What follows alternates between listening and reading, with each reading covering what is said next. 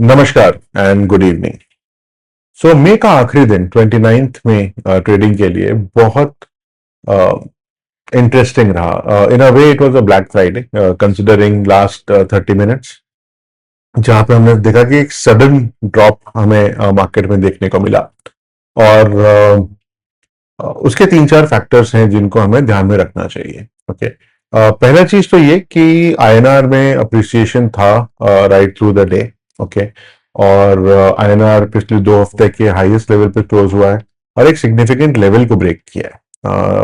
INR 95.09, US dollar 95.09 के level को तोड़ के नीचे आ गया है और अब वो 94.99 पे था जो लास्ट ट्रेडिंग हुई थी फ्राइडे पे। ओके, सो एक तो फैक्टर ये रहा कि RBI was supporting the rupee. Oil ने भी ड्रॉप किया, so again going forward the pressure on rupee should kind of ease off. तो हमें रुपी थोड़ा अप्रिशिएट करता हुआ दिख सकता है, हालांकि रेंज बाउंड होनी चाहिए trading. I don't think it is going to suddenly gain traction there. And thirdly and थोड़ा सा ये कंट्रोवर्शियल बात हो सकती है, बट देखिए रुपी तो थ्रू द डे अप्रिशिएट कर रहा था, राइट। एफआईआई एक्टिविटी भी, एफआईआई ने काफी हद तक नेगेटिव पोजीशंस बना के रखी हुई थी, शॉर्ट करके रखा हुआ था अक्रॉस कैटेगरीज। ओके, तो action was expected to be negative. Okay, तो ये एक तरह से वीकेंड शेकआउट की भी पॉसिबिलिटी है, where some big player would have kind of dumped a lot of stocks, so that, and a lot of cash positions or positions such so that a lot of stop losses do get triggered, and there is some kind of an opportunity that gets created. Okay, हालांकि ये कितना सही है या गलत है ये हम सब जानते हैं कि you cannot do this kind of a trade just to kind of impact the market, but हो सकता है किसी के कुछ कारण रहे हो and then that kind of raised और created a domino impact. Okay, क्योंकि इस तरह का ड्रॉप हमें और किसी मार्केट पे सिग्निफिकेंट ड्रॉप हमें और किसी मार्केट पे देखने को नहीं मिला था। इंडियन मार्केट्स ने करीब 1%, जैसे फॉर एग्जांपल निफ्टी ने करीब करीब 1.5% नीचे क्लोज किया, बैंक निफ्टी ने 1.12% नीचे क्लोज किया, सेंसेक्स भी ऑलमोस्ट 1.4%, 1.44% नीचे आया।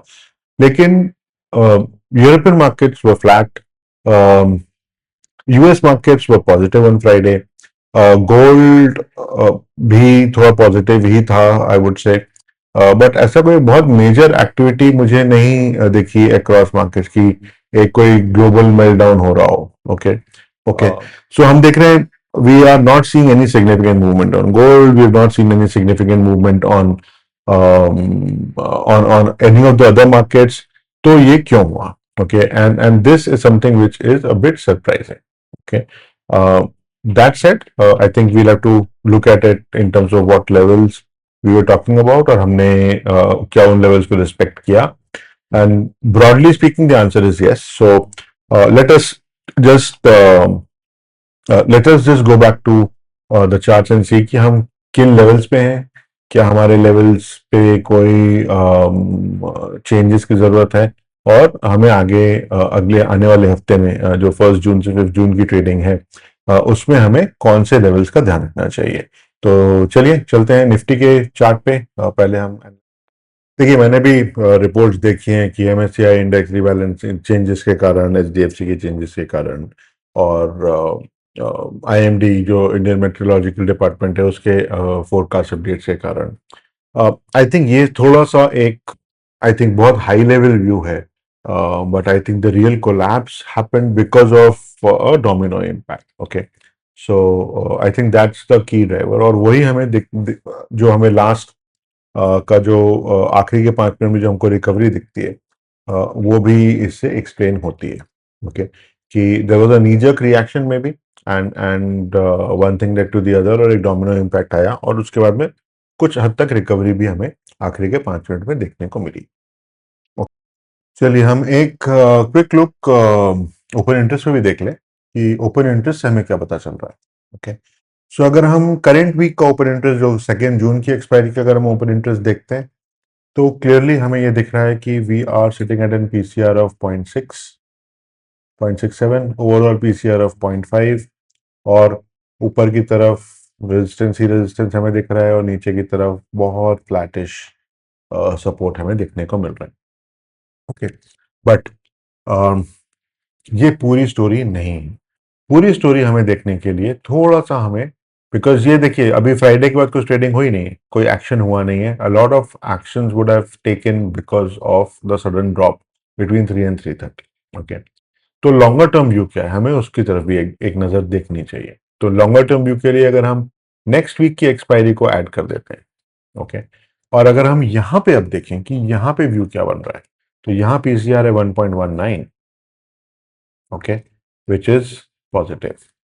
ओके, आप अगर यहाँ देखेंगे तो यहाँ पे हमारा कॉल ओपन इंटरेस्ट जो है वो मेजर है 24,000 पे, और पुट ओपन इंटरेस्ट जो है वो है 23,700 पे। हम हालांकि इसके नीचे अभी दिख रहे हैं, 23,547 पे हम दिख रहे हैं। ओके, बट जो ओपन इंटरेस्ट हमें आगे देखने को मिल रहा है, पुट ओपन इंटरेस्ट जो हमें दिख रहा है वो है 23,700 पे। ओके, तो यहाँ से क्लियरली रिकवरी साइन हमें देखने को दिख रहा है अगर हम ओआई की बात करते हैं। तो यहाँ से हमें एक ऊपर की तरफ पुश मिलना चाहिए। ओके, ये कहाँ तक जाएगा ये हमें देखना होगा। ओके, बट अगर हम clearly this week and next week को अगर हम मिला के देखें, हालांकि वेटेजेस में काफी फर्क होगा, बिकॉज 1 वीक आउट में ओपन इंटरेस्ट उतना ज्यादा नहीं होगा अभी।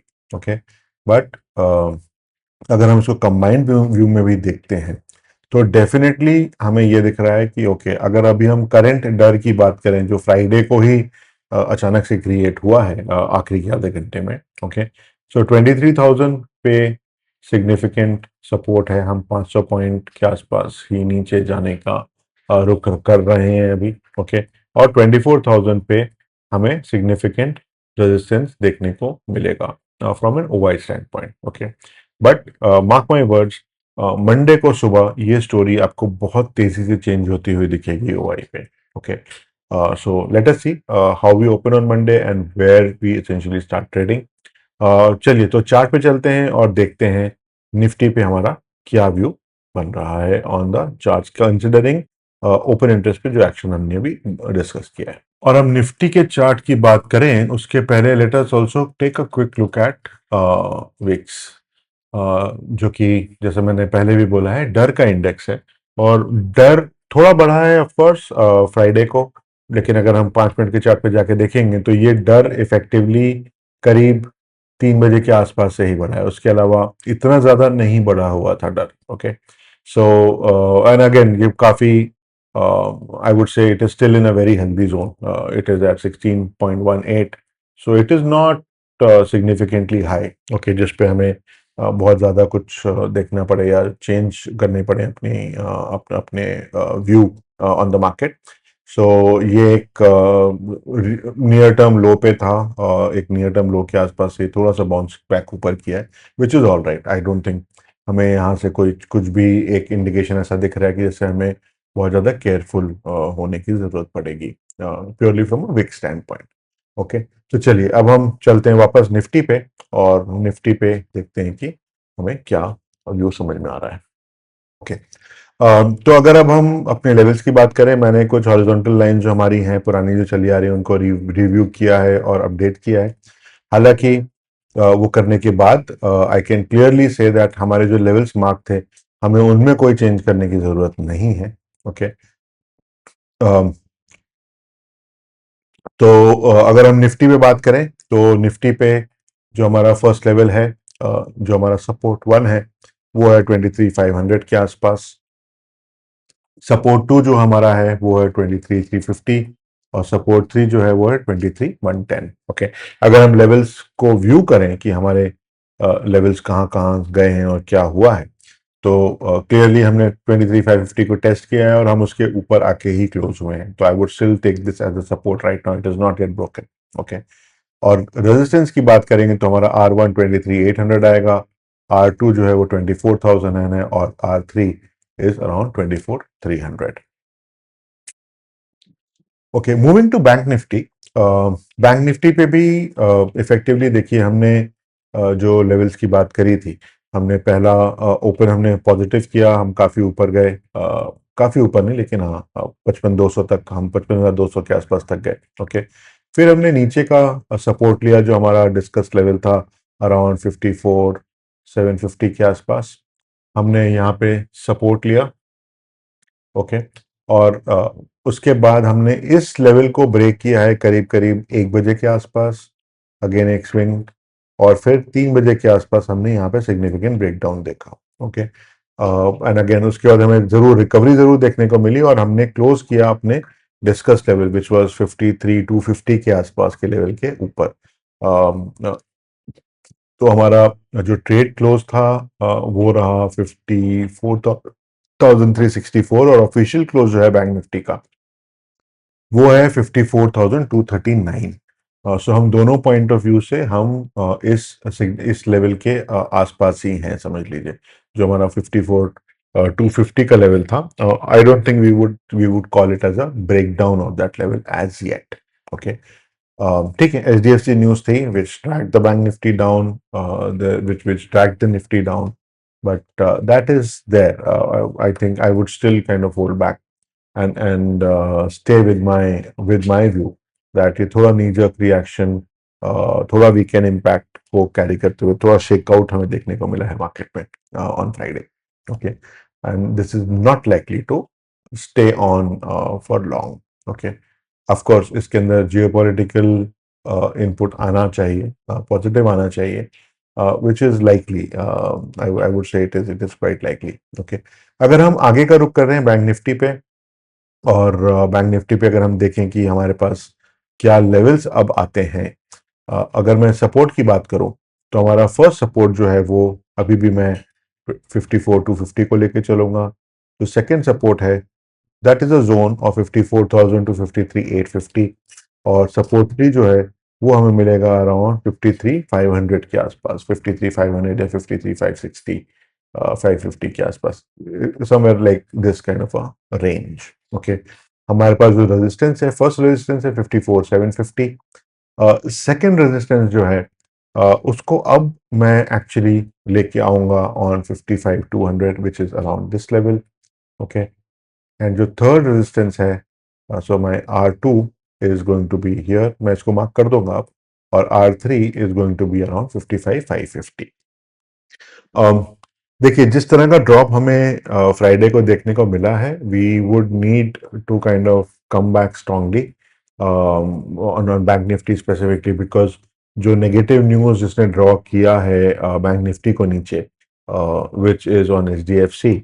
HDFC is the second largest private bank. It is the second largest bank in the country and the largest private sector bank, right? From a market cap standpoint. Okay. तो यहाँ पे हमें resistance देखने को डेफिनेटली मिलेगा as compare to on Nifty. Okay, Nifty में हमारे पास और भी ड्राइवर्स हो सकते हैं। ओके, इसलिए मैं यहाँ पे थोड़ा सा चेंज कर रहा हूँ अपने एक एक इंटरमीडिएट लेवल को, विच इज R2, और हमें इन लेवल्स को ब्रेक करके सस्टेन करना पड़ेगा अगर हमें बैंक निफ्टी को ऊपर जाते हुए देखना है तो। ऑलराइट, तो अगर हम अब सेंसेक्स की बात करते हैं तो सेंसेक्स में हमने देखा कि हमने रिलेटिवली फ्लैट या स्लाइटली पॉजिटिव ओपन लिया था, और हमने एक 5 मिनट लेवल जो पहले 76,100 के आसपास का था, हमने उसको टेस्ट किया और हम वहां से नीचे आ गए। हालांकि मैंने इसको एक सिग्निफिकेंट लेवल नहीं मार्क किया हुआ था, but of course this was one of our key levels coming from behind, from earlier days. Okay, हमने टेस्ट किया जो हमारा एक एक सपोर्ट जोन था ऑन 75,850 के आसपास, जो हमने मार्क किया हुआ था दिस लेवल। ओके, इसको हमने 2 बार टेस्ट किया, जैसे हमने निफ्टी और बैंक निफ्टी दोनों पे देखा है कि हमने अपने की सपोर्ट लेवल को डेफिनेटली टेस्ट किया, और 2 बार टेस्ट किया, अराउंड 1 o'clock ही हमने उसको 12 से 1 के बीच में हमने उसको ब्रेक डाउन किया है effectively. Okay, or we kind of came down and then we broke our very significant level on Sensex, which was 75,250 around, 75 to 85 का जो हमने लेवल मार्क किया हुआ है, अराउंड 75,250 का जो लेवल हमने मार्क किया था, हमने उसको ब्रेक किया एग्जैक्टली 3 बजे की कैंडल पे, and then we kind of had a bounce back. Okay, और हमने इस लेवल के नीचे ही क्लोज किया है, सेंसेक्स के जो ऑफिशियल क्लोज है वो था 74,775 which is somewhere here, okay, 74,775, okay. तो हमें थोड़ी नेगेटिविटी यहाँ पे दिखती है as compare to based on the levels that we had marked out, क्योंकि इसके नीचे मेरे ख्याल से हमने 74,400 की बात करी थी, ओके। हमने हालांकि उसको टेस्ट नहीं किया है फ्राइडे को, and I don't think we would be testing that on Monday, because अभी तक हालांकि we have not seen a positive news but we have not seen a negative news either from West Asia, okay। but again यहाँ पे भी जो reason जो rational है वो हम ऑलरेडी डिस्कस कर चुके हैं निफ्टी और बैंक निफ्टी पे, तो हम उसके ऊपर दोबारा से नहीं जाएंगे, okay. And let us look at what are the key levels for trading in the week of 1st to 5th of June, okay. तो मैं इसको थोड़ा एडजस्ट कर लूँ 15 मिनट के चार्ट पे आके। देखिए मैं कोई नए लेवल्स नहीं ले रहा हूँ अभी भी, ओके। जो लेवल्स हमारे ब्लू में लास्ट वीक से चले आ रहे हैं हम उन्हीं की बात कर रहे हैं, okay.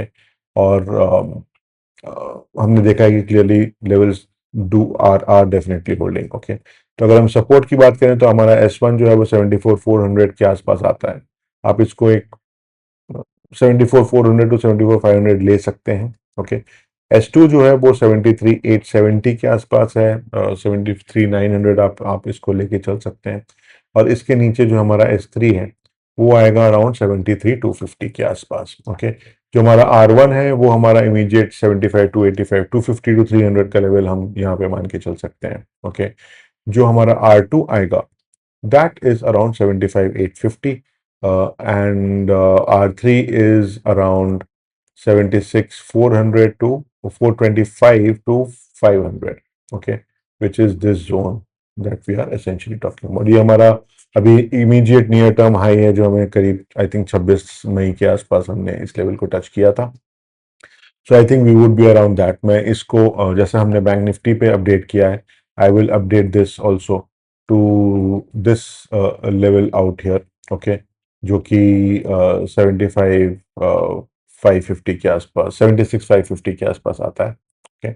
So 76,550 is R three level. मैं इसको चेंज कर दूंगा so that we can look at this as we can go on, okay. देखिए overall I think it is a crucial week that is starting on the 1st of June, because यहाँ से काफी चीजों के direction हमें clear होना चालू होने चाहिए। फर्स्ट जो चीज है, सबसे पहली चीज जो है वो अगर हमें एक further progress on the ceasefire and further action on West Asia अगर हमें क्लियर होता है तो मार्केट काफी हद तक अपना डायरेक्शन सेट कर सकता है, okay. Everybody is hopeful that yes, the deal should kind of go through, okay। और एक बहुत प्रिकेरियस सिचुएशन है जो एटलीस्ट जो मेरा व्यू है, I'm basing my view based on whatever inputs I've seen so far and whatever um, analysis I've done on my own, based on whatever news is kind of coming through।